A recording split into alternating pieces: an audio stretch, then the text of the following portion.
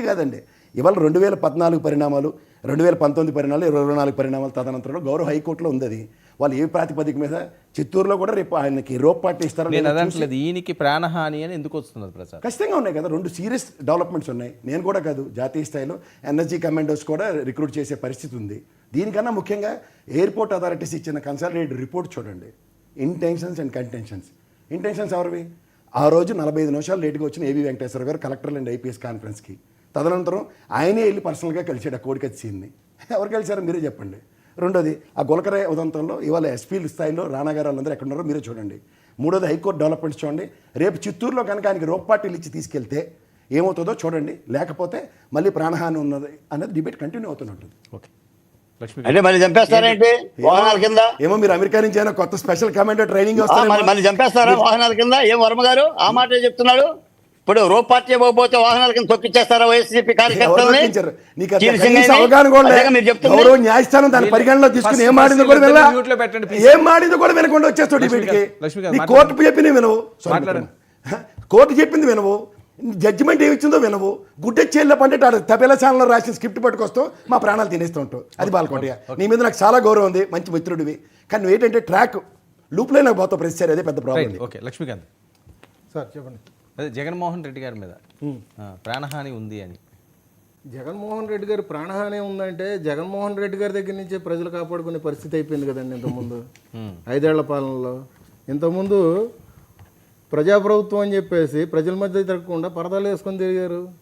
ఇవాళ రోజున ఏదన్నా ర్యాలీగా ఏదన్నా కార్యక్రమానికి వెళ్తూ ఉండంటే కూటమి ప్రభుత్వం సెక్యూరిటీగా వేస్తూ ఉండంటే కావాలని సెక్యూరిటీని కూడా కాలదన్నేసి గ్రామాన కార్యకర్తలని అంటేసుకొని ఆయన జనంలో మధ్యలో అసలు దూసుకొని వెళ్ళిపోతున్నారు. ఆయనకి ఏంటంటే ఒక Z+ కేటగిరీ అనేది మాజీ ముఖ్యమంత్రి, ఆయనకి ఇవ్వాల్సిందైతే ఉంది. బట్ ఆయన తీసుకునే నిర్ణయాలు ఎటువంటివి తీసుకుంటున్నారంటే ప్రజల్లోకి అట్లా దూసుకుంటూ వెళ్ళిపోవడం అనేది ఎంతవరకు సబబు? కోడికత్తి విషయంలో కానీ లేదంటే గులకరాయి విషయంలో కానీ మొత్తం డ్రామా అని చెప్పేసి ప్రతి ఒక్కరు అనుకుంటున్నారు ఇవాళ రోజున. పవన్ కళ్యాణ్ రెడ్డి చాలా గ్యాప్ తర్వాత పవన్ కళ్యాణ్గా మాట్లాడడం, పవన్ కళ్యాణ్ గారు కొద్దిగా గ్యాప్ తర్వాత వాళ్ళు పిఠాపురం సభలో అనుకుంటాను ఆవిర్భావ దినోత్సవం తర్వాత ఆయన కొద్దిగా స్ట్రాంగ్గా మాట్లాడింది మొన్నే. ఏంటి స్పీడ్ పెంచారా? అంటే ఇప్పుడు పవన్ కళ్యాణ్ గారు మొన్న మార్కాపురంలో మాట్లాడారు, వార్నింగ్లు.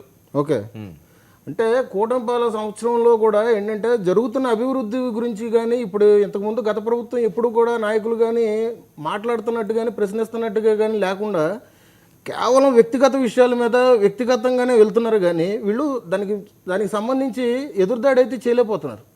ఎందుకంటే మీరు ఇప్పుడు చూసుకుంటూ ఉండంటే గత ప్రభుత్వం తాలూకు ఇంతకుముందు వాళ్ళు చేసిన డ్యామేజ్ ఏదైతే ఉందో రోడ్ల దగ్గర నుంచి కానీ ప్రభుత్వ పరిపాలన దగ్గర నుంచి కానీ వాళ్ళు ఫైల్స్ కాల్ చేయడం కానీ ఏదన్నా కానీ ప్రతి ఒక్కొక్కటి బయటికి రావడం, వాళ్ళకి సంబంధించి వాళ్ళ కింద చేసిన నాయకులు ఇవాళ రోజున అధికారులు కానీ వాళ్ళు జైల్లోకి వెళ్ళడం, ప్లస్ దానికి తోడు వాళ్ళు ఇట్లాగా వ్యక్తిగతంగా దూషించడం, కొంతమంది పేరు నాని లాంటి వాళ్ళు లేదంటే అంబటి రాంబాబు లాంటి వాళ్ళు బయటకు వచ్చి పవన్ కళ్యాణ్ గారిని టార్గెట్ చేయడం, లోకేష్ గారిని టార్గెట్ చేయడం, ఇదంతా చూసుకుంటా ఉండంటే వాళ్ళకి సమాధానం అనేది అట్లాగే ఉండాలి. మనం ఎట్లాగ ఉంటుందంటే నాయకుడు అనేవాడు 10 మంది కాదు 1,00,000 మందికి ఆదర్శంగా నిలబడాలి. అట్లాంటప్పుడు ఆ రప్ప ఫ్లగ్గడ్లు తీసుకొని వెళ్ళినప్పుడు మాట్లాడడం కానీ లేదంటే దానికి మళ్ళీ ప్రెస్ మీట్ పెట్టి ఏదో సినిమా డైలాగులు పెట్టుకున్నారని చెప్పేసి వాళ్ళ కార్యకర్తల్ని మద్దతు తెలుపుకొని వాళ్ళకి అట్లాగా సపోర్ట్గా మాట్లాడడం కానీ ఇవన్నీ చేయడం ఎంతవరకు కరెక్ట్? సో వాళ్ళు మాట్లాడేది ఏంటంటే వాళ్ళు తీరు మార్చుకోమని చెప్పేసి చెప్తున్నాం. కానీ ఇక్కడ పవన్ కళ్యాణ్ గారు మాట్లాడే మాటలకు కూడా ఒకసారి ఆలోచించండి. ఓకే, లక్ష్మణ్ ఏంటి మీ దగ్గర మీ ముందున్న అనుమానాలు ఏంటి?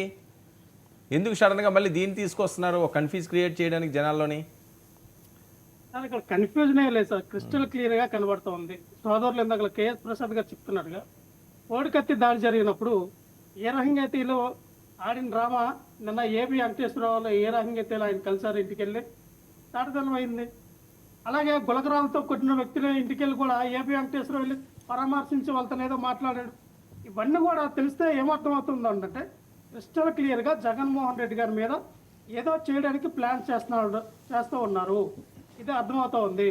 జగన్మోహన్ రెడ్డి గారు రేపు 9వ తారీఖున చిత్తూరు జిల్లా బంగారుపాలెంకి వెళ్ళడానికి ఆయన నిర్ణయం తీసుకున్నారు. మామిడి రైతులని మామిడి మార్కెట్ దగ్గరికి వెళ్ళి పరామర్శించాలి, వాళ్ళకి గిట్టుబాటు ధర రావాలని. ఇదేమన్నా ఇచ్చారండి షరతులు? 500 మంది ఉండాలంట మార్కెట్ ధర. ఎలిఫాడ్ దగ్గర 30 మందే ఉండాలంట. అంటే మీరు 500 మందే ఉండాలి, హెలికాప్టర్ ద్వారా 30 మంది ఉండాలా అని మీరు చెప్పిన వాళ్ళు జగన్మోహన్ రెడ్డి గారికి ఇప్పుడు కూడా మీ జెడ్ ప్లస్ కేటగిరీ